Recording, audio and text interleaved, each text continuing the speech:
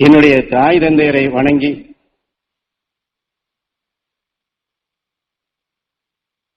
ஞான குருவை வணங்கி மாமகரிஷி ஈஸ்வராய குருதேவரை வணங்கி இங்கே அமர்ந்திருக்கின்ற ஒவ்வொரு உயிரையும் கடவுளாக வணங்கி இந்த உடலை ஆலயமாக மதித்து என்னுடைய தாயினுடைய அருளாலும் குருவினுடைய அருளாலும்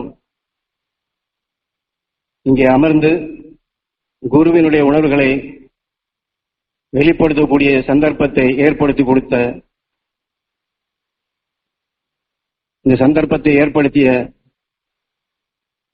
அனைவரது உயிரையும் வணங்கி எனக்குள் பெற்ற குரு வழியில் பெற்ற உண்மைகளை உணர்ந்தவைகளை வெளிப்படுத்துகின்றேன்.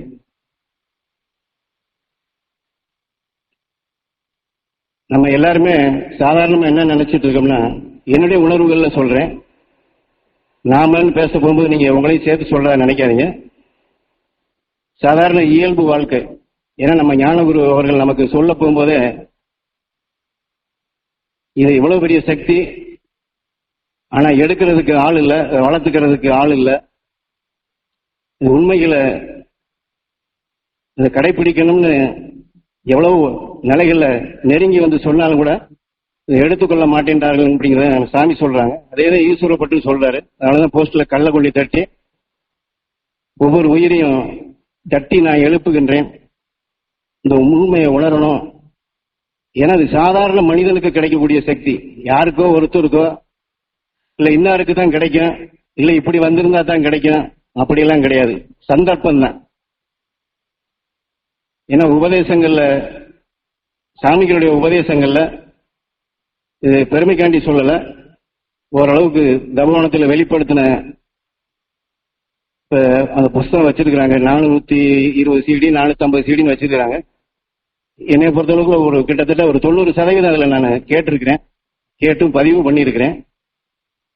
ஒரு சில இடங்கள் அதை வலியுறுத்தி சொல்றாரு. என்னுடைய உபதேசத்தை சும்மா ஒரு நாள் கேட்டா போதும், ஒரு தடவை கேட்டா போதும் அப்படிங்கிறது இல்லை.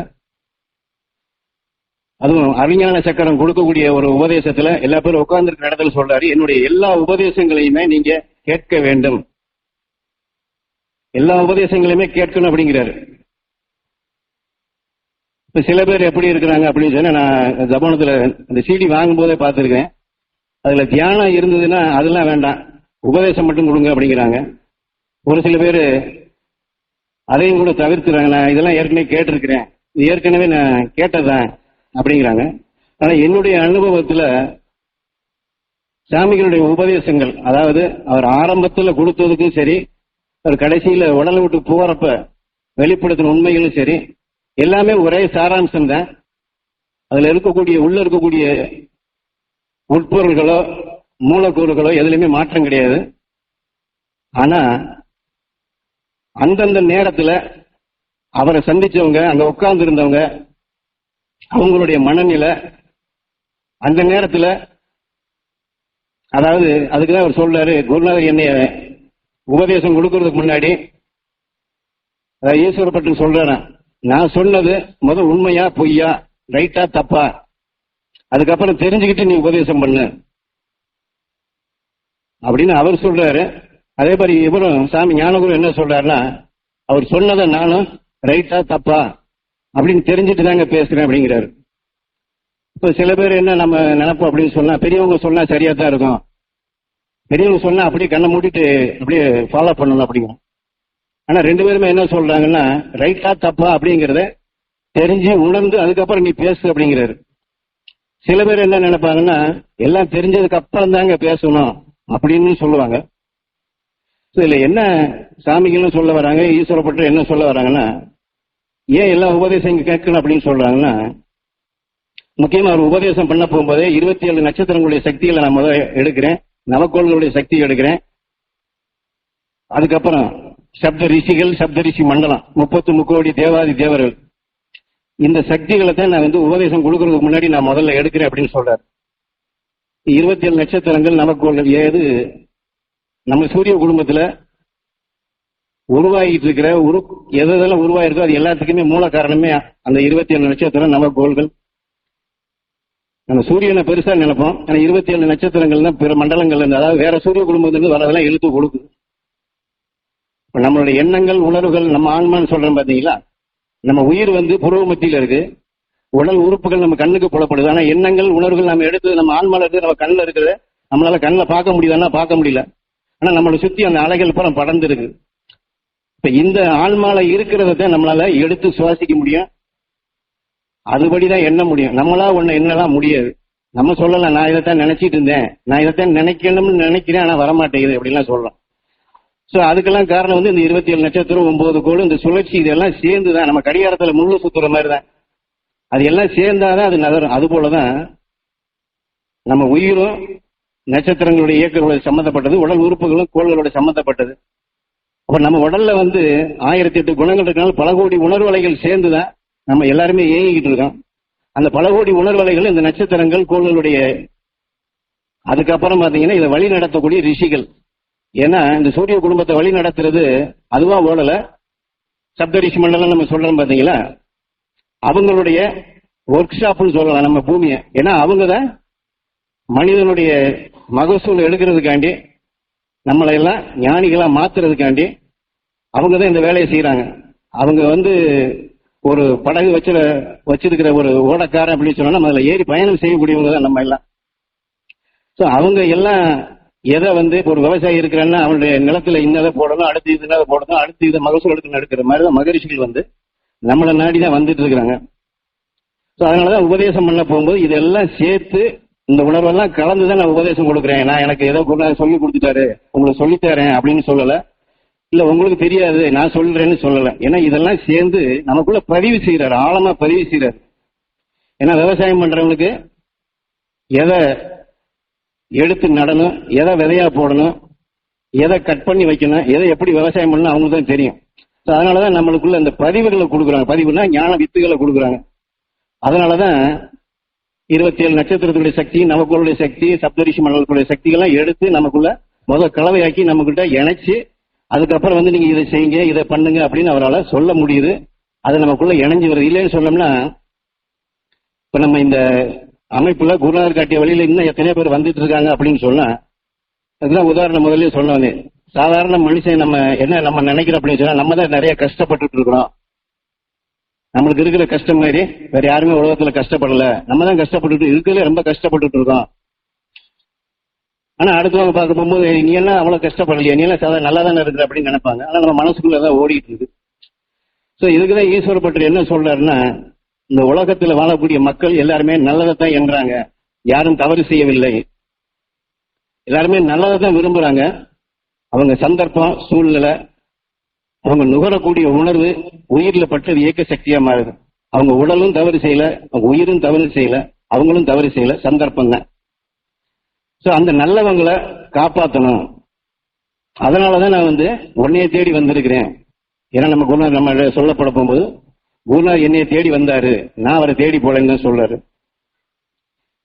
இதை எதுக்கு கஷ்டப்படுறோம் அப்படிங்கறத நான் ஏன் திரும்ப திரும்ப சொல்ல வரேன்னா, நம்ம அந்த கஷ்டமா நினைக்க வேண்டியதில்லை.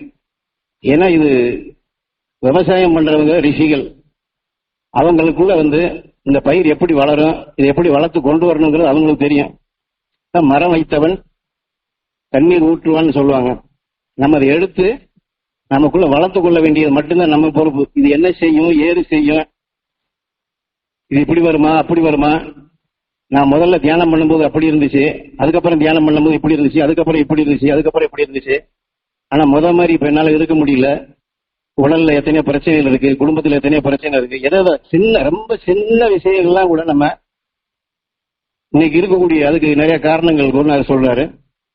ஏன்னா இந்த காற்று மண்டலத்துல மனிதனுடையன்னு சொல்ல முடியாது. இன்னைக்கு மீடியா, நம்ம டிவி, கையில இருக்கக்கூடிய போன், இது எல்லாமே மனிதனுடைய உணர்வுகளும் கெமிக்கல் கலந்த உணர்வுகளும் கலந்து சிந்தனையற்ற உணர்வா, அதாவது மனித உணர்வுன்னு சொல்ல முடியாது, ஒரு இயந்திர உணர்வுகள் காற்று மண்டலத்தில் அதிகமாயிருச்சு. இப்ப இன்னைக்கு ஒரு டிவியில அழுக காட்சி காமிக்கிறாங்க அப்படின்னு சொன்னா, நம்ம அதை எத்தனையோ பேர் பார்த்து நம்மளும் கண்ணீர் விட்டுட்டு இருப்போம், இல்லை என்ன ஆகுமோ ஏதாகுமோ நினைச்சிட்டு இருப்போம். ஆனா அந்த டிவியோ அதுக்குள்ள இருக்கக்கூடிய கருவிகளோ அதை அழுகிறது இல்லை, ஆனா அது தத்துரூபமா காமிக்குது. அது போலதான் நம்ம அதைத்தான் இன்னைக்கு பதிவு செஞ்சு நம்ம சொல்லிக்கலாம், நான் வேடிக்கை தான் பார்த்தேன், நான் டைம் பாஸுக்கு தான் பாக்குறேன், சும்மா தான் பார்த்துட்டு இருக்கிறேன், சும்மா தாங்க, அதெல்லாம் ஒன்றும் செய்யாதுங்க அப்படிம்பா. ஆனது சும்மா இல்ல, அது சாமிகள் உபதேசம் பண்ண போகும்போதே 1989 இருந்தே சொல்லிட்டு இருக்கிறாரு, இது பின்னாடி எப்படி வரும், பின்னாடி எப்படி வரும், பின்னாடி எப்படி வருங்க. இப்ப நம்ம ரொம்ப ரொம்ப தாண்டி போயிட்டோம். இன்னைக்கு நம்ம சுவாசிக்கிறது எதுவுமே அதாவது ஒரு மனிதனுடைய உடல்ல விளைஞ்ச மரபணுன்னே சொல்ல முடியாது, புறமே கெமிக்கல் கலந்த உணவு தான் சுவாசிக்கிறோம். அதனாலதான் நம்ம ஒண்ணுமில்லாத விஷயத்துல ரொம்ப கஷ்டப்பட்டு இருக்கிறோம். விஞ்ஞானம் இன்னைக்கு சொல்லுது, இன்னைக்கு உலகத்துல எந்த நோயாளிகள் அதிகமா இருப்பாங்க அப்படின்னு சொன்னா மன நோயாளிகள் தான் அதிகமா இருப்பாங்க. உடல்ல வர்ற நோயை காட்டும் மனசுனால வரக்கூடிய நோய், மனசுனால வரக்கூடிய நோயில் தான் உடல்ல அதிகமா பாதிக்கப்படுது. ஏன்னா நம்மளுடைய எண்ணங்கள் நினைவுகள் நம்ம எந்த பக்கம் கொண்டு போகணும், எதை வலுவா பிடிக்கணும், எதை தெளிவா வச்சுக்கணும், எது உண்மை எது பொய் அப்படிங்கறத என்ன இன்னைக்கு கையில வச்சிருக்கிற போன்ல ஒரு செய்தி வருதுன்னு சொன்னா அவனே சொல்றான் இது உண்மையான செய்தி கிடையாது, பொய்யான செய்தி அப்படிங்கிறான், போன்றவனே சொல்றான். அப்ப அந்த நம்பகத்தன்மை அன்னைக்கு போயிருச்சு. இது எல்லாம் அன்னைக்கு மகாபாரதத்துல இது சொல்லி இருக்கிறாங்க. நீங்க மகாபாரதம் படிச்சிருந்தீங்கன்னா தெரியும். கடைசியில அதாவது பரதவர்கள் அப்படின்னு சொல்லுவாங்க. ஒரு ரிஷி தவம் பண்ணிட்டு இருப்பாரு.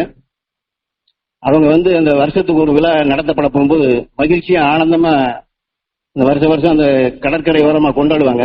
அந்த மாதிரி நேரத்தில் ஒருத்தன் ஒரு ஆணா இருக்கிறவன் மடியில ஒரு குழவிய, அதாவது அம்மி குழவின்னு சொல்லணும்னா அதை கட்டிக்கிட்டு மறைச்சு வச்சுக்கிட்டு அது இன்னொருத்தையும் கூட்டு இந்த ரிஷியை பார்த்து இந்த பெண்ணுக்கு என்ன குழந்தை பிறக்கும் அப்படின்னு சொல்லி விளையாட்டுத்தனமா கேட்கமாங்க. மகாபாரதம் படிச்சவங்களுக்கு தெரியும். அப்ப இந்த ரிஷியா இருக்கிறத பார்த்துட்டு, ஏன்னா அவருக்கு தெரியுது சும்மா பொய்ய ஆம்பளையா இப்படி கேள்வி கேட்கிறான், இவனுக்கு உலக்க பிறக்கும் அப்படிங்கிறாரு. இவனுக்கு உலக்க பிறக்கும் அப்படிங்கிறது சொல்றாரு. அதுக்கப்புறம் பாத்தீங்கன்னா அது நிஜமாலுமே அது மாதிரி நடந்துடும். இப்ப ரிஷி சொல்லிட்டாரே அவருக்கு உலக்க தான் பிறக்குன்னு சொன்னாரு. இப்படி நம்ம தெரியாதனமா எதாவது செஞ்சுட்டான், இந்த உலக்க என்ன செய்யுதுன்னு தெரியல, இதை எரிச்சு சாம்பலாக்கிடுவான், கடலை கொண்டு கரைச்சுவோம் அப்படின்னு சொல்லிட்டு அதே மாதிரி செய்வாங்க. அது பாத்தீங்கன்னா அது சாம்பலை கொண்டு கடல்ல கரைச்சி அதுக்கப்புறம் பாத்தீங்கன்னா அது சிறிது காலகட்டங்கள்ல அந்த கடல் அலைகள்னால அந்த சாம்பல் பூரா கரைஞ்சி வெளியில அதுவே மண்ணுல புல்லா முளைக்க தொடங்கும். அந்த புல்லா முளைக்கிறது, அதுக்கப்புறம் கோர புல்லா முளைக்க தொடங்கிடும். அப்புறம் இதே மாதிரி அடுத்த வருஷம் அதே மாதிரி இந்த கடற்கரையில விழா கொண்டாடலாம் சொல்லி வரப்போகும்போது விளையாட்டுத்தனமா அந்த புல்லை ஒவ்வொருத்தனா பிடுங்கி ஒவ்வொருத்தர் மேல தூக்கி போடுவாங்க. அப்புறம் கடைசியில் அதை எடுத்து ஒவ்வொருத்தனா சண்டை போட்டு கடைசியில் இந்த இனமே அழிஞ்சு போகும். அதாவது இதுல என்ன அவங்க சொல்ல வராங்க அப்படின்னு சொன்னா, ஒரு பொய்யான ஒரு பெண் இல்லாம ஆணை அவன் கர்ப்பமா இருக்கிறான்னு சொல்லி காமிக்கணும். ஒரு பொய்யான செய்தினால இந்த உலக பரதவ குலமே அழிஞ்சிடும் அப்படிங்கிறது அவங்க சொல்ல வராங்க. எதுக்கு இதை சொல்ல வரேன் அப்படின்னு சொன்னா, நம்ம இன்னைக்கு கஷ்டம்னு ஒண்ணு நினைக்கிறோம் பாத்தீங்களா, கஷ்டம்ங்கிறது கஷ்டமே கிடையாது. ஏன்னா அதுக்கு இன்னொன்னு சொல்லிடுறேன், இது சாமிகள் உபதேசங்கள்ல அடிக்கடி சொன்னதான். அதாவது இரண்யன்கிறத நம்ம எல்லாருமே கேள்விப்பட்டோம். இரண்யன்கிறது ஒரு அசுரன். இந்த இரண்யனை விஷ்ணு அழிக்கவில்லை, சம்ஹாரம் பண்ணவில்லை அப்படிங்கிறத திரும்ப திரும்ப சொல்றாரு. நமக்குள்ள படிச்ச பதிவு எல்லாமே பாத்தீங்கன்னா, அதாவது அசுரர்கள் அப்படின்னு சொன்னாலே அசுரர்கள் எல்லாமே தவறுகள் தான் செய்வாங்க. அந்த ரிஷிகளுக்கும் சரி சாதாரண மக்களுக்கும் சரி பல கொடுமைகளை செய்வாங்க. அதை செஞ்சு அதுக்கப்புறம் கடைசியில ஒரு கடவுளுடைய அவதார சிவனோ விஷ்ணுவோ யாரோ ஒருத்தர் அவதார புருஷனா அவங்க ஒரு சம்ஹாரம் பண்ணுவாங்க, மக்கள் செழிப்பாங்க. இப்படிதான் நம்ம பதிவு பண்ணியிருக்கிறோம். ஆனா அந்த உபதேசத்துல அழுத்தம் திருத்தமா திரும்ப திரும்ப சொல்றாரு. ஏன்னா எதுக்கு சொல்றாரு அப்படின்னு சொன்னா, இப்ப நரசிம்ம அவதாரங்கிறத நம்ம ஒரு உபதேசம் கேட்டிருப்போம், 2 உபதேசம் கேட்டிருப்போம். அவர் சொல்றாரு 1000 தடவை சொல்றாரு. நரசிம்ம அவதாரத்தினுடைய விளக்கங்களை 1000 உபதேசம் சொல்றாரு. ஆயிரக்கணக்கான விதமா சொல்றாருன்னு சொல்றேன். அது சொல்லப்பட போகும்போது போன விஜயதசமிக்கு கொடுத்த உபதேசம் வேற, இந்த விஜயதசமி கொடுத்த உபதேசம் வேற. போன வருட பிறப்பு கொடுத்த உபதேசம் வேற, இந்த வருட உபதேச பிறப்புக்கு கொடுத்த உபதேசம் வேறன்னே சொல்றாரு. இப்ப வேற என்ன நான் முதல் கேட்க போகும், ஏன்னா ஒட்டுக்கா தமனது என்ன இந்த மாதிரி மொத்தமா வாங்கிட்டு போவேன். பொங்கல் உபதேசம் ஒரு 10 பொங்கல் உபதேசம் வாங்கிட்டு போவேன். 1991, 89. அப்ப ஒவ்வொன்றையும் கேட்கப்பட போகும்போது அவர் மாத்தி மாத்தி சொல்றாரு. இப்போ ஒரு உண்மையில சொல்லப்பட போகும்போது ஏன் மாத்தி சொல்றாரு, ஏன் இப்படி சொல்றாரு அப்படின்னா, இப்ப நம்ம சொல்றோம்ல அந்தந்த காலகட்டத்துக்கும் பொருந்தும் முடியா 27 நட்சத்திரங்கள் நமக்கு. ஏன்னா அந்த காலத்திலே ஒரு கோயில் கோபுரத்தை கட்டி அதுல சந்துகளை விட்டு மூலஸ்தானத்துல இத்தினோண்டா வச்சு ஒரு கொடிமரம் வச்சு ராசிகள் 12 ராசிகள் சொல்லி வருஷம் பூரா சூரியனுடைய சுழற்சி 27 நட்சத்திரங்கள் நம்ம கோயிலுடைய சந்திப்புகளை வச்சு அந்த கோயிலுக்குள்ள கோபுரத்திலையும் சரி சாமி சிலைக்குள்ளே சப்த ரிஷிகள் சொல்றமே அவங்களுடைய சக்தி வாய்ந்த உணர்வுகளை அந்த கோபுரத்தினுடைய சந்துகள் வழியா உள்ள பாய்ச்சி சாதாரண மனுஷன் அந்த கொடி மரத்துக்கு முன்னாடியோ இல்ல சாமி சிலைக்கு முன்னாடியோ அந்த கல்லுகளுக்குள்ள வந்து அவன் நினைவை செலுத்தினாலே விண்ணில இருந்து வரக்கூடிய 12 ராசிகளுடைய சக்திகளை எடுக்கும்படியா நுகரும்படியா தெரியாமலே சாதாரண மனுஷன் உள்ள வந்தாலே நுகரும்படியா அன்னைக்கு வந்து செஞ்சுட்டு போயிருக்கிறாங்க. அரசர்களுக்கெல்லாம் டிமிக்கி கொடுத்து பாத்தீங்கன்னா எந்த கோயிலா இருந்தாலும் அரசன் கட்டு நம்ம சொல்லுவோம். ஆனா ஸ்தபதின்னு சொல்றாரு. இப்ப நம்ம இன்னைக்கு பெரிய விஞ்ஞானி அப்படின்னு சொல்ற மாதிரி ஸ்தபதின்னு சொல்றாங்க. இந்த ஸ்தபதிகள் வந்து என்ன செய்யறாங்கன்னா மேல ஓடக்கூடிய ஓட்டங்கள்ல அந்த கலவைகள் எப்படி பூமிக்குள்ள வருது, அது இந்த கோபுரத்துக்குள்ள இந்த சந்துக்குள்ள எப்படி ஒரு சாதாரண மனுஷனுக்கும் அவங்க வச்சிருக்கக்கூடிய அவங்க சக்தி வாய்ந்த எப்படி பெறதுக்குன்னு வச்சிருக்கிறத அது சொல்றாங்க. சோ அப்படி வருடக்கணக்கா பல வருடங்களா உலகத்துல என்ன நடக்கும் ஏது நடக்கும் எல்லாமே, அதாவது சாமி சொல்லி இருக்கிற முக்காலத்தையும் உணரும் காலம் அந்த போல அவங்க எல்லாமே உணர்ந்துதான் செயல்படுறாங்க. அவங்களுக்கு தெரியாத விஷயம் ஒண்ணும் இல்லை. நம்ம என்ன நினைப்போம்னா தெரியாத விஷயம் ஒண்ணும் இல்லைன்னா நல்லாவே எல்லாம் செஞ்சுட்டு போயிருக்கலாம்ல, எதுக்கு கெட்டது உருவாகலாம். ஈஸ்வர பற்றி ஒருத்தர் இதே மாதிரி தான் கேள்வி கேட்கிறாங்க. கடவுளுடைய படைப்புல எதுக்குங்க இந்த மாதிரி வித்தியாசமா படைக்கிறாங்க, ஏன் ஒருத்தர் கெட்டவனாகவும் ஒருத்தர் நல்லவனாகவும் ஒருத்தன் கஷ்டப்படுறவனாகவும் ஏன் ஒருத்தன் ஒரு அதிகாரம் வச்சிருக்கிறவன் இல்ல பணம் வச்சிருக்க எதுக்கு எப்படி அடுத்தவங்க கொல்லப்படுத்தணும், நல்லதாவே படைச்சிட்டு போயிருக்கலாம்னு. இப்ப அவர் கேட்பாரு, அது பதில் கேள்வி கேட்பாரு, ஏப்பா நீ மனுஷனை மட்டும்தான் கேட்கிற மத்ததெல்லாம் கேட்கலையா, மத்ததெல்லாம் ஏன் விட்டுட்ட அப்படின்னு கேட்பாரு. இயற்கையினுடைய படைப்புல நல்லதுங்கிறது தனியா கிடையாது, கெட்டதுங்கிறது ஒண்ணும் கிடையாது. எதுக்கு சொல்லுவாரு அப்படின்னு சொன்னா அந்த நரசிம்ம அவதாரத்துல இரண்யன் அப்படின்னு சொல்ற ஒரு பாத்திரம் இருக்கு. அது அந்த விஷத்தினுடைய இயக்கம். நம்ம உயிர் எப்படி இயங்குது அப்படின்னு சொன்னா நம்ம உயிர் கடவுள் உயிர் வெப்பம் அப்படின்னு சொல்றோம். ஆனா அந்த உயிருக்கு ஆற்றல் வந்தது, அந்த வெப்பம் நம்ம சொல்ற வெப்பம் எங்க இருந்து வருது, விஷத்தினுடைய தாக்குதல்தான் வருது. இந்த சாமியோட உபதேசங்களை நம்ம நிறைய கேட்டிருக்கோம். ஆதியில எங்கேயுமே எதுவுமே முதல்ல ஒண்ணுமே கிடையாது. நம்ம சாதாரண மனுஷனால நினைச்சு கூட பார்க்க முடியாத அந்த உணர்வலைகள் அது குருநாதர் எனக்கு காத்துல எப்படி இருக்குங்கிறத அவருடைய உணர்வு எனக்குள்ள பாய்ச்சி மீண்டும் என்னுடைய உணர்வு அவருக்குள்ள பாய்ச்சி மீண்டும் அவருடைய உணர்வு எனக்குள்ள பாய்ச்சப்படும் அகசியன் கண்ட ஆதி முதல்ல ஒண்ணுமே இல்லாத காலத்துல என்ன இருந்தது எப்படி உருவாச்சுங்கிறத எனக்கு இப்படிதான் உணர்த்தினாரு அப்படின்னு சொல்றாரு. அப்படிப்பட்ட உணர்த்துங்கள்ல என்ன உருவாது அப்படின்னு சொன்னா விஷம் தான் உருவாது. இந்த விஷத்தை தான் ஆதி சக்தின்னு சொல்றான். அந்த விஷம் விஷமற்றதை தாக்கப்பட போகும்போது அங்க வெப்பமே உருவாகும். அதாவது நம்ம பாட்டு பாடுறோம், ஆதிசக்தியின் அருள் பெற்ற ஈஸ்வரா குருதேவான்னு சொல்றோம். விஷம் இல்லைன்னு சொன்னா கடவுளுக்கு எங்க வேலை இல்லை, கடவுளுக்கு இயக்கம் இல்லை. விஷம் தாக்குதல் இல்லைன்னு சொன்னா நம்ம உயிருடைய இயக்கம் இல்லை, உயிருடைய இயக்கம் இல்லைன்னா படைப்பே இல்லை. அப்ப படைக்கப்பட்ட படைப்பிலே நல்லது கெட்டது அப்படிங்கிற மாறுபாடே கிடையாது. எதுக்கு இதை சொல்ல வரேன் அப்படின்னு சொன்னா நம்ம அந்த கஷ்டம் நினைக்கிறோம், துன்பம் நினைக்கிறோம், வேதனை நினைக்கிறோம், எத்தனையோ தொல்லைகள் நினைக்கிறோம். இதெல்லாம் ரொம்ப எனக்கு சிரமமா இருக்கு, இவ்வளவு தியானம் பண்றேன் இவ்வளவு பண்றேன் எல்லாம் பண்றேன், எனக்கு ஆனா மனசு கேட்க மாட்டேது, என்னால இதை ஏத்துக்கிற முடியல. அதுக்காண்டி நம்ம என்ன செய்யறோம்னா அதுக்காண்டி நான் ஆத்ம சுத்தி செய்யறேன், அதுக்காண்டி நான் தியானம் செய்யறேன், அதுக்காண்டி நான் திரும்ப திரும்ப செய்ய வேண்டியது. சோ அதுக்குள்ளேயே போட்டு நம்ம என்ன செய்யறோம் சுத்திக்கிட்டே இருக்கிறோம். ஆனா இது உபதேசங்கள்ல அதாவது தத்துவங்களை வச்சு சொல்லப்பட போகும்போது சாமிகள் தெளிவா சொல்லி இருக்கிறாங்க. விஷத்தினுடைய இயக்கம் தான் வாலி. வாலி மூத்தவன், சுக்ரீவன் இளையவன். அப்படி பார்த்தாலுமே விஷத்துக்கு பின்னாடிதான் வெளிச்சமே வருது. இப்ப விஷத்திற்கு பின்னாடிதான் வெளிச்சமே வருது அப்படின்னு சொல்லப்பட போகும்போதுதான் அந்த விஷம் தான் மூலக்கூறு. அதுல இருந்துதான் கடவுளுக்கே சக்தி கிடைக்குதுன்னு சொல்ல போகும்போது நம்ம இன்னைக்கு சக்தி பெறோம் அப்படின்னா எங்க இருந்து பெறோம், நல்லதுல இருந்து நல்லது பெறோமா, நல்லதுல இருந்து நல்லது பெறோமானா கிடையாது. நல்லதும் இல்ல, கெட்டது கெட்டதும் இல்ல. ஏன்னா ஈஸ்வரப்பட்டு சாமிக்கு அதை பத்தி உணர்த்தப்பட போகும்போது ரொம்ப சர்வசாதாரணமா அவர் நாசுக்கு எனக்கு சொல்லுவாருங்க அப்படிம்பாரு. சில இடங்களை திடீர்னு போயிட்டு இருக்கும் போது இது நல்லதான்னு கேட்பாரு. நல்லதுன்னு சொன்னா எப்படி நல்லதுன்னு சொல்றேன்னு கேட்பாரு. சரி நல்லதுன்னு சொன்னா இத்தனை கேள்வி கேட்கிறாரு, கெட்டதுன்னு சொன்னா கெட்டதுன்னா நீ எப்படின்னு சொல்லு அப்படிம்பாரு. அவருடைய வியாக்கியானங்கள் பூராமே எப்படி இருக்குன்னா அவர் கடைசியில நல்லதுன்னு சொல்லவும் மாட்டாரு, கெட்டதுன்னு சொல்ல மாட்டாரு. நம்ம இதுதான் நல்லதுன்னு நினைப்போம். சோ நல்லதான் சொல்ல போறாங்க ஈஸ்வரப்பட்டு பார்த்தோம்னா இல்ல அது கெட்டதும் பாரு. ஓ அப்ப கெட்டதுதான் சொல்ல போறேன்னா அது கெட்டது இல்ல நல்லது அப்படின்பாரு. சோ மாத்தி மாத்தி சொல்லுவாரு. ஏன்னா அதான் கேட்கிறாரு அவர்கிட்ட. எப்படி கேட்கிறாரு அப்படின்னு சொன்னா இப்ப பால் தேனு நல்ல சத்து உள்ளதெல்லாம் இப்ப நீ சாப்பிடுற இது நல்லதானே அப்படின்பா. ஆமா நல்லதுதான் அப்படிமா. இப்ப உடம்பு சரியில்லை, உனக்கு காய்ச்சல் அடிக்குது, உடம்புல என்னென்னமோ தொந்தரவு வந்துருச்சு, இப்ப நீ நல்ல ஜிலேபி பால் லட்டு இதெல்லாம் சாப்பிடுறியா அப்படின்னு கேட்கிறாரு. ஐயோ அதெல்லாம் சாப்பிட முடியாதுங்க, ஏன் நல்லது தானே அப்படின்னு. இல்ல இது சாப்பிடக்கூடாது அப்படின்னு. அப்ப என்ன சாப்பிடுற அப்படின்னா அதுக்கு வேண்டியது மருந்து. அப்ப அது என்ன அந்த நேரம் என்ன சாப்பிடலாம், கசப்பு. அப்ப நம்ம உடம்புக்குள்ள ஒரு கசப்பு வருது. அந்த கசப்பு வர நேரத்தில் நம்மளால என்ன செய்ய முடியல, நல்லதை சாப்பிடவும் முடியல. நல்லதை சாப்பிட்டா நம்மளுக்கு நல்லதும் ஆகுறது இல்லை. அப்ப அந்த கசப்பை வெளியேற்றுறதுக்காண்டி கசப்பு தான் சாப்பிட வேண்டியது. அந்த கசப்பை சாப்பிட்டா கசப்பை வெளியே போகுது. அப்ப அந்த கசப்பு நல்லதா கேட்டாதான் கேட்பாரு. அப்ப நல்லது அப்படின்னு சொன்னோம்னா சரி இப்ப நீ நல்லா இருக்கிற, இப்ப நான் இருக்கல கசப்பானதெல்லாம் கொடுக்குறேன், நீ சாப்பிடுறியான்னு கேட்கிறாரு. ஐயோ இப்ப சாப்பிட்டா வாந்தி வரும், உடம்புக்கு ஒத்துக்கிறாரு, லூஸ் மோஷன் போகும், அப்ப இது கெட்டது என்ன அப்படிம்பாரு. இப்படி அவருடைய வியாக்கியானங்கள் ஏன்னா அதான் ஆதிசக்தி விஷம் அப்படின்னு சொன்னா விஷத்துல இருந்து எல்லாமே உருப்புறது. நீங்க உயிரை கடவுள்ல ஆதிசக்தியும் பரப்பிரபுங்கிறதுல போய் படிச்சு பாத்தீங்கன்னா அணுக்களுடைய தோற்றங்களும் அணுக்களுடைய அதோட பிரம்மாண்டங்களையும் நிறைய போட்டிருப்பாரு. சோ அந்த மாதிரி இயற்கையில உரு பெறதுல எத்தனையோ நம்மளால மனிதனால நினைச்சு கூட பார்க்க முடியாத அவ்வளவு விசித்திரமான விந்தையான நிலைகள் நமக்குள்ள இருக்கு, மனிதனுக்குள்ள இருக்கு. அதனால நமக்குள்ள இவ்வளவையும் உருவாக்கி தரக்கூடிய சக்தியா தான் நம்ம உயிர் இருக்கு.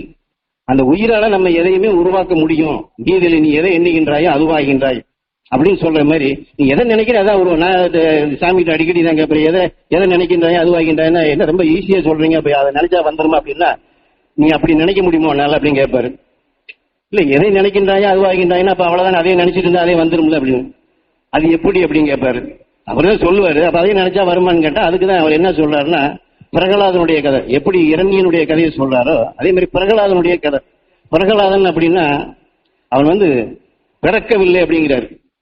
அதாவது பிறக்கவில்லை அப்படின்னு சொன்னா கருவில் அவன் பிறக்கவில்லை, உணர்வின் மோதலில் பிறந்தான் அப்படின்னா காவியங்கள்ல நீங்க பாத்தீங்கன்னா அது இரணியனுக்கு பிறந்தது, அது லீலாவதி அம்மாவுக்கு பிறந்தது அப்படின்னு நம்ம சாஸ்திரங்கள் சொல்லுது. ஆனா உள்பொருள் எப்படின்னா உணர்வின் மோதல்ல பிறக்கிறது அப்படிங்கிறது. பிரகலாதன் அப்படின்னா பெறாமலே பெறது, பெறாமலே பெறது. அப்ப கீதையில எதை நினைக்கின்றாயோ நீ அதுவாகின்ற அப்படின்னா நம்ம மகரிஷிகள் நம்ம எத்தனையோ மகரிஷிகளை பத்தி கேள்விப்பட்டிருக்கிறோம். நிறைய பேர் படிக்காம இருந்து ஒண்ணுமே இது இல்லாம இருந்து சாதாரணமான நிலைகள்ல அவங்க உயர்ந்த நிலை பெற்றிருக்காங்க. சில பேர் பிருகு இருக்கிறாரு, அத்திரி இருக்கிறாரு, இவங்க எல்லாம் பாத்தீங்கன்னா அரசனா இருந்து உலகத்தையும் ஆட்டி படைக்கக்கூடிய சக்திகளை வளர்த்து என்னென்ன செய்யக்கூடாது எல்லாம் செஞ்சு வந்தவங்க. கோலவ மகரிஷி எடுத்துக்கிட்டீங்க எத்தனையோ பல கொலைகள் பண்ணியிருக்கிறாரு. ஆனா இன்னைக்கு விண்ணுல ரிஷியா இருக்கிறாங்க, அவங்களுடைய சக்திகளை நம்ம எடுத்துட்டு இருக்கிறோம். அப்ப இந்த ரிஷிகளுக்கு எப்படி சக்தி வந்தது, அவங்களுக்கு மட்டும் எப்படி இந்த நல்லது கிடைச்சது அப்படின்னு சொன்னா அது அந்த இயற்கையினுடைய உண்மை நிலைகள் பெறாமலே பெறது.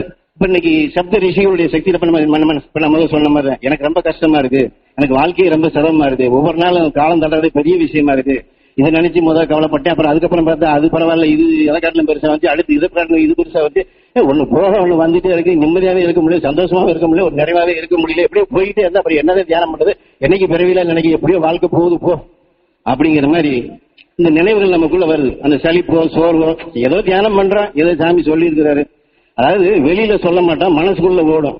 இதைத்தான் அவர் என்ன சொல்றாருன்னா எதை நினைக்கின்றாயா அதுவாகின்றாய்னா நம்மளால ஈஸ்வரப்பற்ற காட்டிலும் சாமியை காட்டிலும் வலுவான சக்தியை நம்ம பெற முடியும் அப்படி நீ நினைக்கிறியான்னு கேட்கிறாரு. இதில் நீ எதை நினைக்கின்றாயா அதுவாகின்றாய்னா அப்படி நீ நினைக்கிறியான்னு கேட்கிறாரு. அப்படி நீ நினைச்சேன்னா வரலாம், சாமி மாதிரி எப்படிங்க வர முடியும், ஈஸ்வரப்பற்ற மாதிரி நம்மளால எப்படிங்க சக்தி பெற முடியும், அதெல்லாம் அந்த அளவுக்குலாம் நம்மளால வர முடியாதுங்க அப்படின்னா அதான் கீதையில எதை நினைக்கின்றாயா அதுவாகின்றாய். அப்ப மனசுக்குள்ள என்ன நினைக்கிறான் அவர் சொல்லி இருக்கிறாரு, ஆனா அதுக்காண்டி அவரை மாதிரி நம்மளால ஆக முடியுமா அப்படின்னா இந்த உள் மனதுல எதை நினைக்கிறோமோ அதை அங்க பெறாமலே பெறது. அப்ப சாமி சொல்றதை செய்யணும்னு நினைக்கிறான், உலகத்துக்கு வழிகாட்டியா வரணும்னு நினைக்கிறான், எல்லாத்துக்கும் கிடைக்க செய்யணும்னு நினைக்கிறான், அந்த நிலை பெறணும்னு நினைக்கிறான். ஆனா அதனுடைய முயற்சி உள்ளுக்குள்ள எப்படி வச்சிருக்கோம் ஜட்ஜ்மெண்ட். நம்மளாம் சாதாரண மனுஷன் தானே, எல்லா பேரும் செய்யற மாதிரி சரி, எல்லாம் தியான வழி அன்பர்லாம் நிறைய பேர் பாக்குறான். சாமி இருந்தாரு, சாமிக்கு அப்புறம் எத்தனை பேர் போயிருக்காங்க, எல்லாம் சிரமப்பட்டு கஷ்டப்பட்டு எத்தனையோ வேதனைப்பட்டு தான் போறாங்க, எல்லாம் பாக்குறான். நம்ம எல்லாரும் சேர்ந்தா ஒளிய அவங்க பின்னுக்கு செலுத்துறோம், எல்லாமே சாதாரண நிலையில தானே இருக்கிறோம், எல்லாமே சாதாரண தானே இருக்கிறாங்க, சாதாரண தானே கஷ்டப்படுறாங்க அப்படிதான் நம்ம கண்ணுக்கு பார்த்தா தெரியும். அதனால பெறாமலே பெறது. பிரகலாதன் அப்படின்னா பெறாமலே பெறது. பெறாமலே பெறதுன்னா இப்ப நம்மளுக்கு தெரியுது நம்மளால ரிஷி தன்மை பெற முடியாது, நம்ம புத்திக்கு உரைக்குது. ஆனா அதைத்தான் அங்க என்ன சொல்றாரு, பெறாமலேயே பெறுவது. அதனாலதான் அவன் சொல்றேன் என்ன சொல்றேன், அறிவோம் நமோ நாராயணா. அவன் என்ன சொல்றான், இரண்யாய நமன்னு சொல்லு அப்படிங்கிறான். நீ ஏன் பேரதான் சொல்லு அப்படிங்கிற, இவன் என்ன சொல்ல மாட்டேன் அப்படிங்கிறான். ஏன்னா முதல்ல நம்ம சொன்ன மாதிரிதான் ஆதிசக்தியினுடைய இயக்கத்தை விஷம், விஷத்தினுடைய தாக்குதலாலதான் உயிர் வெப்பம். ஆனா வெப்பம் வந்த பிற்பாடு இந்த வெப்பத்தினால விஷத்தை அடக்க முடியும், ஆனா சம்ஹாரம் பண்ண முடியாது, அழிக்க முடியாது, விஷத்தை அழிக்க முடியாது. அதுதான் நான் என்ன சொல்ல வரேன்னா, இந்த கஷ்டம் ஒண்ணு நினைக்கிறேன் பாத்தீங்களா, அதை போய் அழிக்கணும்னு நினைச்சுக்கிட்டு நம்ம தியானம் பண்ண வேண்டிய அவசியமே இல்லை. கஷ்டத்தை போக்கணும், துன்பத்தை போக்கணும். சாமி சொல்றாங்க நம்ம எல்லாத்திலும் எடுத்து உங்களை அறியாத வரக்கூடிய கஷ்டத்தை போக்க, துன்பத்தை போக்க, இருளை போக்க எல்லாமே சொல்றாங்க. அதுதான் சொல்றாரு. ஒரு உபதேசத்தை மட்டும் கேட்டா நமக்கு அப்படிதான் சாமி இப்படிதானே சொல்லி இருக்கிறாரு, சாமி வேற எங்க மாத்தி சொல்லி இருக்காரு, அவர் தப்பா சொல்றாருங்க. சாமி சொல்றதெல்லாம் இப்படி எல்லாம் மாத்தி மாத்தி எல்லாம் பேசுறதுலாம் சரி கிடையாதுங்க. சாமி சொல்ற கரெக்டா சொல்லுங்க, ஒரு புள்ளி பாயிண்ட்ல கூட மாறாம சொல்லணுங்க அப்படிங்கிறாங்க. ஆனா உள்பொருள் நீங்க எல்லா உபதேசம் கேட்டீங்கன்னா அதான் சொல்றேன்ல, சில விஷயங்களை தனிச்சு அழுத்தமா சொல்றாரு. அதுல சொல்லப்பட போகும்போது இரணியனை விஷ்ணு அழிக்கவில்லை ரெண்டு தடவை சொல்றாரு. அப்ப நம்ம எல்லாருமே இதை அழிக்க முடியும் நம்ம நினைச்சிட்டு இருக்கு, அழிக்க முடியாதுன்னு சொல்ல போகும்போது அது விஷயத்தினுடைய இயக்கம். இன்னைக்கு துருவ நட்சத்திரம் எதை உணவா எடுக்குதுன்னா விஷயத்தை தான் உணவா எடுக்குது, அப்படிதான் சொல்றாரு. நஞ்சு இல்லைன்னா துருவ நட்சத்திரத்துக்கு இயக்கம் இல்லை. அப்ப நம்ம இன்னைக்கு எதை எடுத்துட்டு இருக்கிறோம்? நம்ம நஞ்சை வெல்லக்கூடிய சக்தி அப்படிங்கிறோம். அதுக்குதான் நம்ம குருநாதர் வந்து எவ்வளவு தெளிவான விளக்கங்கள் சொல்றாரு. எவ்வளவு, அதாவது உபதேசங்கள் கேட்டாதான் நமக்கு தெரியும். ஒரு சாதாரண புழுவா இருக்கு, அந்த புழுவை தான் என்ன செய்யுது, குழவி எடுத்துட்டு வந்து கொட்டுது. ஆனா புழுவா இருக்க போகும்போது என்ன செய்யுது, வேதனைப்படுது. ஆனா அது எந்த அளவுக்கு வேதனைப்படுதோ அந்த அளவுக்கு என்ன செய்யுது, ஸ்ட்ராங்கா கொட்டுது, விஷத்தை பாய்ச்சுது. பாய்ச்சறது மட்டும் இல்லாம ஒரு சின்ன மூச்சு கூட வெளியே வர முடியாம அப்படியே போட்டு அடைச்சிருது. அந்த உயிர் வந்து வெளியே போறதில்லை. அந்த உயிருக்குள்ள அந்த குழவியுடைய ரீங்காரம் மட்டும்தான் கேட்குது. அந்த குழவிக்கு அது அதனுடைய இனத்தை விருத்தி செய்யணுங்கிறது அதனுடைய உணர்வு. அதுக்காண்டி அதை செய்யுது, அதை சாப்பிடுறது இல்லை. அப்ப இனத்தை விருத்தி செய்யணும்னு சொல்லி அதை கொட்டுது, அந்த உணர்வுகளை பாய்ச்சுது. அது பூராமே காந்த புலனெறிவால அந்த கூடு வழியா உள்ளுக்க போகுது. அந்த புழுவனுடைய உடல் அதுல பூரா இது எக்கோ அடிச்ச மாதிரி கொஞ்சம் கொஞ்சமா போகும்போது இந்த விஷம் தாக்க உள்ளுக்குள்ள சூடாக. இப்ப நம்ம ஒரு தேல் கடிச்சிட்டு ஒரு எறும்பு கடிச்சுன்னா அந்த இடத்துல பாத்தீங்கன்னா சூடு ஏறும். விஷம் தாக்கப்பட்டாலே வெப்பம் வரும். அதுக்குள்ள கொஞ்சம் கொஞ்சமா சூடு ஏற ஏற இந்த குழவியினுடைய நினைவு, இப்ப நம்மளுக்கு 10 பேர் நல்லவங்க இருக்காங்க, கண்ணுக்கு முன்னாடி இருக்கிறாங்க, ஒரே ஒரு ஆள் பிடிக்காத ஆள் இருக்காங்கன்னா நமக்கு யார் தெரிவாங்கன்னா அந்த பிடிக்காத ஆள் தான் கண்ணுக்கு தெரியாது. இந்த 10 பேர் நல்லா இருக்கு தெரியாது. அதே மாதிரி வீட்டுல ஒரு 10 விஷயம் நல்லபடியா நடந்திருந்தாலும் ஒரு விஷயம் சரியா நடக்கலன்னா அந்த நல்லா நடக்காத விஷயத்தை மட்டும் தான் நினைச்சிட்டே உட்காந்துருப்போம். இந்த 10 நடந்துருச்சுல, ஏன் இது ஏன் நடக்கல, அப்ப நம்ம சரியா தியானம் செய்யலையோ, அப்ப குருநாதர் நம்மளுக்கு எதோ காமிக்கிறாரா, இப்படிதான் நினைப்போம். ஏன்னா அது விஷயத்தினுடைய இயக்கமே அப்படிதான். அதாவது ஒரு கருவேப்பிலை செடி எப்படி உருவாது அப்படின்னு சொல்ல போகும்போது நம்ம இதெல்லாம் கேட்டிருக்கிறோம். ஆனா அந்த 3 கலவையில பலவீனமான நட்சத்திரத்தினுடைய சக்திக்கு எதிர்நிலையான வலுவான நட்சத்திரத்தினுடைய சக்தி பாயும் போது அது கரு உருவாது. அதாவது அங்க வலுவான சக்தி இல்லாம ஒரு பலவீனமான சக்தி இருக்கப்படும் போது ஒரு வலுவான சக்தி இங்க பாயப்பட போகும்போது அது துடிச்சு எந்திரிக்குது. அதுக்கப்புறம் தான் அது கருவேப்பிலையா எந்திரிக்குது, சும்மா எந்திரிக்கல.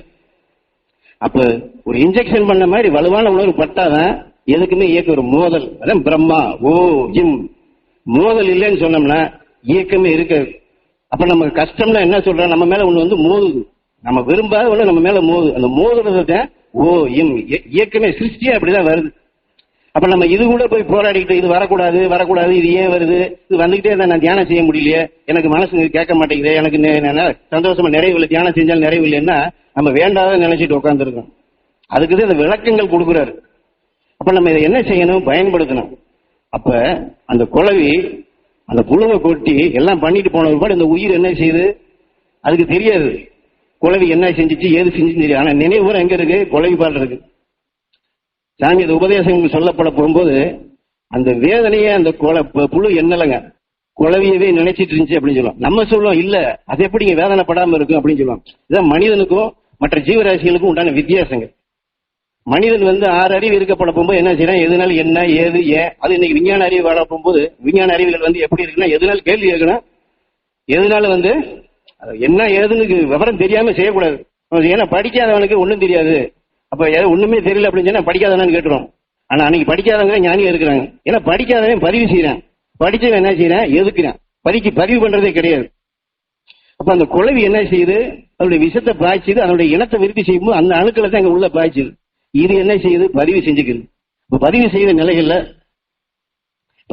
நிலைகள்ல வந்து அந்த புழு வந்து வேதனையை நினைக்கிறது. இது சாமி சொன்னதுதான், நான் சொல்லல, நமக்கு தெரியும். ஏன்னா அவர் வந்து புழு என்ன செய்யுது அது என்ன செய்யுதுன்னா அங்கனே உட்கார வச்சு ஏதோ கொஞ்சம் திரும்பணும்னா ஓங்கி ஒரு அடி கொடுக்குறாருங்க.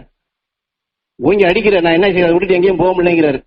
அப்ப அந்த அதிர்வுகள் சேர்ந்து அதனுடைய சுவாச நிலை மாறி உடல் மாறி அந்த கூட்டுக்குள்ளேயே அது குழவியா மாறுது குறிப்பிட்ட காலத்துல. ஏன்னா நானும் வந்து சாமி இப்படி சொல்லியிருக்காரு நிஜம்தானா, இதை நான் வந்து ஒரு 6 மாசம் நான் டெஸ்ட் பண்ணி அப்புறம் அந்த கூடை எடுத்து ஒரு பாட்டிலுக்குள்ள போட்டு வச்சு நிஜம்தானா வருதா அதான் வருதா அப்படின்னு பார்த்து ஆமா நிஜம்தான் சாமி சொல்லி உண்மைதான் அப்படின்னு நானும் பாக்குறேன். ஆனா புழுவா இருக்கிறது குழவியா மாறின ஒரு படு திருப்பு அதை என்ன செய்யுது, புழுவத்தை எடுத்து வருது. சரி நம்ம புழுவா இருந்தோம், நம்ம ரொம்ப கஷ்டப்பட்டோம், நம்ம எந்த புழுவையும் துன்பம் கொடுக்க கூடாது, பாவம் புழுல வேதனைப்படுது அப்படி அதை நினைக்கல. தன் இனத்தை விருத்தி செய்யணும். இது போலதான் ரிஷிகள் ஞானிகள்ங்கிறவங்க தன் இனத்தை விருத்தி செய்யணும். அதாவது இனத்தை விருத்தி செய்யணும். நம்ம ஆண் பெண் சேர்ந்து உருவாக்கக்கூடிய நிலையில குழவி எப்படி புழுவை தன் இனமா மாத்துதோ அப்படிதான் நம்மளை நாடி வர்றாங்க. எப்படி உயிர் வந்து விஷத்தினுடைய தாக்குதலால அது இயக்க சக்தியா மாறி நமக்குள்ள இவ்வளவு பெரிய படைக்கக்கூடிய சக்தியா இருக்கோ, அந்த பிரகலாதன் சொல்லப்பட போகும்போது பெறாமலே பெறுது. நம்மளால ரிஷித்தன்மை பெற முடியாது நம்ம தெரிஞ்சாலும் நம்ம அதை தான் ஆசைப்படணும். இச்சா சக்தி, கிரியா சக்தி, ஞான சக்தி. வசிஷ்டர்னா கவர்ந்து கொண்ட சக்தி. இப்ப நம்ம கவர வேண்டிய சக்தி மகரிஷிகள் ஞானிகளுடைய சக்தி. மகரிஷிகள் ஞானிகளுடைய சக்தினா மகரிஷி எந்த நிலையில் இருக்கிறாங்களோ, மகரிஷி என்ன செஞ்சுட்டு இருக்காங்களோ அதை நம்ம செய்யணும். மகரிஷி செய்யறதை நம்மளால செய்ய முடியுமா? சாமி செய்யறதை நம்மளால செய்ய முடியுமா? சாமி மாதிரி எல்லாம் செஞ்சிட முடியுமா? இப்ப நம்மள என்ன செய்யறோம்னா, இவர் சாமி மாதிரி வந்துருவாரா, இவர் சாமி மாதிரி எல்லாம் வரமாட்டாரு. இப்படி மனிதனுடைய உணர்வுகளுக்குள்ள ஆசாபாசங்களும் இந்த விஞ்ஞானத்துடைய உணர்வுகளும் மாறுறதுனால நம்மளுக்கு நாமளே என்ன செய்யறோம்னா, அந்த ரிஷிகளும் ஞானிகளும் அடுத்தவங்களை உயர்த்தி அடுத்தவங்களை அந்த உயர்ந்த நிலைக்கு உயர்த்தி கொண்டு போனவங்க. நம்ம என்ன, நான் யாரையும் தவற சொல்றேன்னு நினைச்சுறாங்க, நமக்குள்ள ஓடக்கூடிய உணர்வு சொல்றேன். நம்ம அப்படிதான் கம்பேர் பண்ணி பார்ப்போம். இந்த சேலை நல்லா இருக்கா, இந்த சேலை நல்லா இருக்கா, இல்ல இந்த 2 சேலை விட அந்த சேலை நல்லா இருக்கு, இந்த 3ஐயும் பார்த்து இல்ல அது நல்லா இருக்கு.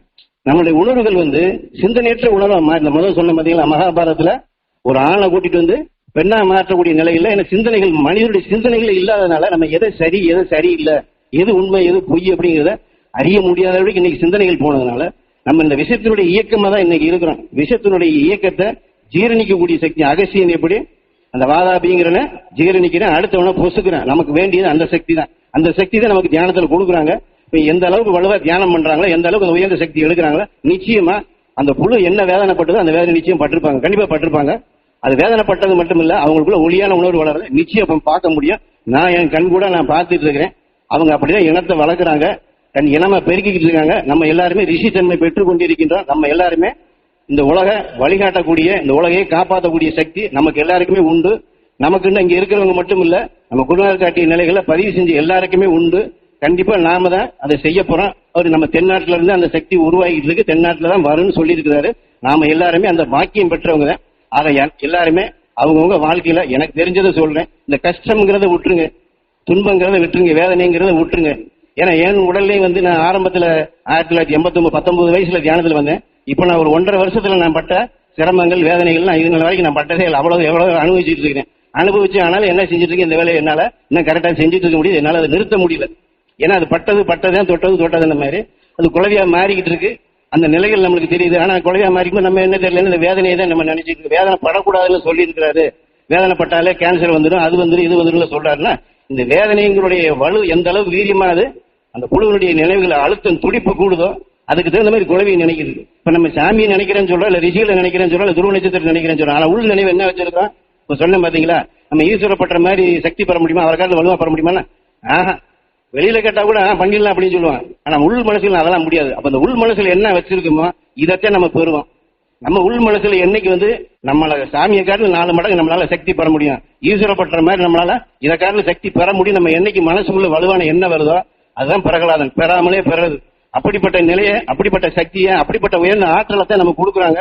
எனக்கு தெரிஞ்சது அதுதான். ஏன்னா அந்த ஆற்றல் எனக்குள்ள வந்து என் உடலுக்குள்ள வந்து பாத்தீங்கன்னா அவ்வளவு ஒளிகள் பாயுது. உருவ மத்தியில பாத்தீங்கன்னா வயலட் கலர்ல பள்ளி எந்த நேரத்திலையும், அதாவது இப்ப வேதனைப்பட்டு இருக்கேன், சிரமப்பட்டு இருக்கேன், 1.5 வருஷமா சொல்லிட்டு இருக்கிறேன். ஆனா உடம்புக்குள்ள வர்ற ஒளி பாத்தீங்கன்னா அவ்வளவு ஒளி அடிக்குது. உருவ மத்தியில இருந்து நீல நேரத்தில் அடிச்சுக்கிட்டே இருக்கு, எக்கச்சக்கமா வருது, சொல்ல முடியல நம்மளால. அதாவது இன்னதேன்னு சொல்ல முடியல, அவ்வளவு உடல்ல இருந்து உணர்வுகள் வெளிவருது, தெரியுது. ஆனா இது இந்த உண்மைகளை உணர்ந்ததுனால குருநாதர் காட்டிய வழியில அந்த உபதேச கருத்துக்களை நம்ம அந்த மூலக்கூறுகளை சிந்திச்சு பார்க்கப்பட போகும்போது சரி நம்ம குருநாதர் என்ன சொல்றாரு, நானும் சிரமப்பட்டுதான் பெற்றேன் அப்படிங்கிறாரு. கடைசியில இது சில இப்ப நான் இப்ப சொல்றதை கேட்டா சில பேர் கூட எதுவும் பிடிக்காம இருக்கலாம். ஏன்னா சாமி சொல்றாரு, குருநாதர் எவ்வளவு பெரிய சக்தி எனக்கு கொடுத்தாருங்க, ஆனா இன்னும் என்னை சிரமப்படுத்திக்கிட்டே அந்த கடைசி உபதேசங்கள் கூட எதுவும் சொல்றாரு. அப்ப சிரமப்பட்டு இருக்கிறோம், வேதனைப்பட்டு இருக்கோம் அப்படிங்கறத நம்ம வந்து எடுத்துக்கிற வேண்டியதில்லை. நம்ம எதுக்காண்டி இது செய்யறோம், ஏன் செய்யறோம்? வீட்டுல இருக்கக்கூடிய தாயோ தகப்பனோ வீட்டுல குழந்தைக்காண்டி செய்யறோம், அதுக்காண்டி செய்யறேன்னா சிரமப்படதான் செய்யறாங்க. எதுக்காண்டி செய்யறாங்க? தன் தாயை உயர்த்துறதுக்காண்டி தான். அது போலதான் ரிஷிகளும் ஞானிகள் நம்மளை உயர்த்துறதுக்காண்டி அந்த வேலையை செஞ்சுட்டு இருக்கிறாங்க. அந்த வேலையில தான் நம்மளும் ஈடுபட்டு இருக்கோம். அதனால எனக்கு தெரிஞ்ச வகையில அவங்கவுங்க இங்க வந்திருக்கிறவங்களும் சரி மற்றவங்களும் சரி யாருமே வந்து அவங்க கஷ்டத்தையோ நஷ்டத்தையோ துன்பத்தையோ மனசுல இருக்கக்கூடிய எதையுமே வந்து நினைக்கவே வேண்டியது இல்லை. அவங்க வந்து படகை ஓட்டிட்டு போயிட்டு இருக்காங்க, நம்ம ஏறி உட்காந்துட்டு இருக்கிறோம். நம்ம பேசாம கண்ணை மூடிட்டு அவங்க சொன்னதை செஞ்சுட்டு போயிட்டே இருக்கேன். சாமியை அடிக்கடி அதான் சொல்றேன், நான் சொன்னதை செய்யறேன்னு சொன்னேன்ல, ஏன் செய்யல அதான் கேட்பாரு. சாமியே வந்து நான் சொல்றதை செஞ்சா மட்டும் போதுங்க, சொல்றதை செஞ்சா மட்டும் போதுங்க, கண்மூடித்தனமா சொல்லல, பதிவு செய்யணும். அதுக்குதான் எல்லா உபதேசம் கேட்கணுங்க. அதனால தயவு செய்து எல்லாரும் சாமியுடைய உபதேசங்களை அடிக்கடி கேட்டு பதிவாக்கி நம்ம எல்லாருமே குருநாதர் சொன்ன மாதிரி அவரே சொல்லியிருக்கிறார். நம்மளுக்கு என்னைய காலம் நீங்க 4 மடங்கு சக்தி பெறுவீங்க, இந்த உலக காக்கக்கூடிய சக்தியா நீங்க நிச்சயம் உருவாவீங்க, உலக காப்பீங்கன்னு சொன்னாரு. நம்ம எல்லாரும் அந்த நிலையை பெறுவோம். எல்லா மகிழ்ச்சியில வேண்டி நம்ம நிறைவு செய்வோம்.